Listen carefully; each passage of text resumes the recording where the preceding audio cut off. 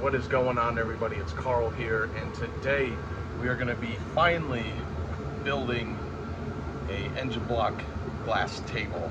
And this is a video I promised for a long time, and it's taken a while because winter has been fairly cold, and finally it's actually decent out. It's not negative 20, so I was able to get the garage up to, it says 66, not bad. I hate working in the cold.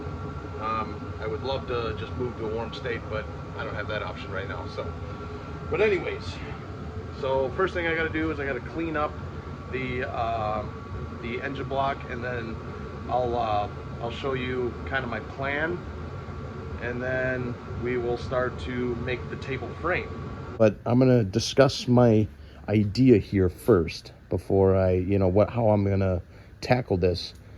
So what I have is I have the glass tabletop frame. So I have the suction cups that you can see in the holes in the corners that will hold the glass down. So now all I got to do is I have to adapt that glass or the frame to this engine block. So this is my idea so far. So I found the right thread pitch, or right bolt size and everything for these top holes here. So what my idea is I'm going to go buy some threaded rod that matches this. Hopefully they sell metric threaded rod. I would imagine they would, right? And then so we'll have four. We'll cut the rod to certain lengths or whatever, right? And they'll all match on all four corners, right? And then what we'll do is we'll have a spacer in there, and then we'll make out of flat stock steel a plate that it'll sit on the spacer, and then a bolt will bolt that plate down, right? So at least if you ever have to move the table, you can unbolt the frame. So that flat stock we're going to adapt to the frame, probably some steel rod or something, make kind of a, some arms and stuff to connect to that, and maybe a little structure to have a little strength, right, to hold it up. And then so at least you can unbolt it that way. And that's kind of my thought. Otherwise I've seen people use piston rods and stuff, and they bolt it in, and then that would be your mount for the glass tabletop. Well, the only thing is I don't have any junk LS pistons laying around, and everyone wants $80 for a set that you already know are junk and worth scrap. So it's like, what, I'll just make something instead of paying 80 bucks. I mean, I'm probably going to spend around the same anyways on materials. Maybe not though, we'll see. But anyways, so that's what I got to do for that. But the first thing we're going to start out, we got to clean up the block. So I already did kind of pressure wash it, but I have to kind of get some of the scale or corrosion off, so at least the paint will stick. We got to get all the gasket crap off, and clean up some grease a little bit better. But all in all, I think it's going to come out pretty nice. Really, the best way would to be have it hot tanked, but I don't want to pay somebody to hot tank it.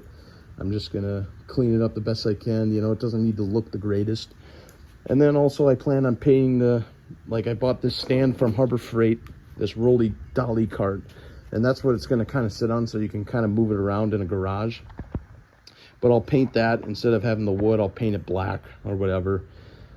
So it's just a black base, and yeah, I think it's going to come out pretty cool. We're going to paint the engine block, Chevy orange, that's what it calls for. So yeah, so let's clean up the gasket maker, or the gasket's junk, off first, and I think I'll just wire wheel that and kind of just slightly clean it up and go from there. All right, so I got the engine block fairly cleaned up, via wire wheel and some brake cleaner. The whole point was to just get most of the gasket material off, and then the grease, and then if whatever kind of corrosion I could get into to get off, I can't, I tried.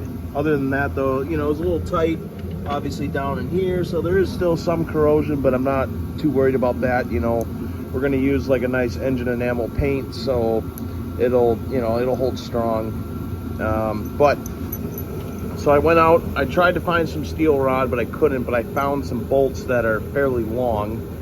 And what we'll do is we'll just tighten it, we'll use the head and tighten them in, and then we'll just cut the head off, we'll rethread the top thread so we can thread nuts and stuff on for the plates. So let me get these threaded in, and then we'll start to chop off the heads. So I got the bolts installed, and then I cut off the heads, and then I used my Snap-on rethreader kit, and I was able to pretty much fix the threads at the top by hand. So it worked out pretty good, and they thread on nice and easy now. So now what the plan is we got to make some kind of square plates that we can start welding the frame together pretty much. All right, so now we got to make the plates for the base that are gonna bolt onto those studs now that we made. So I got some 2-inch wide flat stock. I think what I'm gonna do is I'm just gonna measure out another 2 inches, just make them a square piece pretty much. So I'll do 4 of them, and then I'll just clean up the edges. And then once I get those cut out and cleaned up, and then we got to go over to the vise over there, and we're gonna have to drill a hole in the center, and then we can bolt these on. So then we can start kind of figuring out a way to weld up a frame. And now I got my 4 pieces, so now we just got to drill a hole in the center, and they're roughly 2 inches by 2. They might be a little short.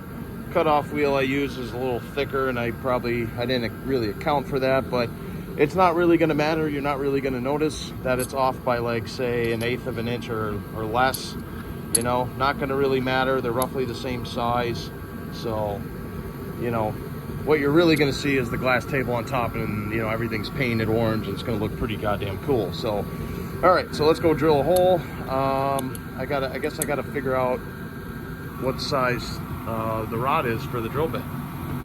All right, so sorry I'm next to the heater. It's gonna be a little loud, but I got at least 2 plates on the vise, so I can at least do two at a time. And I got, you know, where I got to drill kind of in the center. We're gonna start with an 1/8 inch drill bit as a pilot hole, and then we'll switch to whatever size drill bit we need. All right, so we got the holes drilled on the plates, and we got the right size on there, and they look great. So I think this is going to be a good stopping point for today. So I made pretty good progress, and I'm pretty happy with how far we have gotten. So now next video is going to be pretty much welding up the frame and making sure everything is nice and straight and symmetrical pretty much, and then we're well on our way to finishing this project. But thanks for watching, everybody. Please like and subscribe, and I'll see you guys in the next one.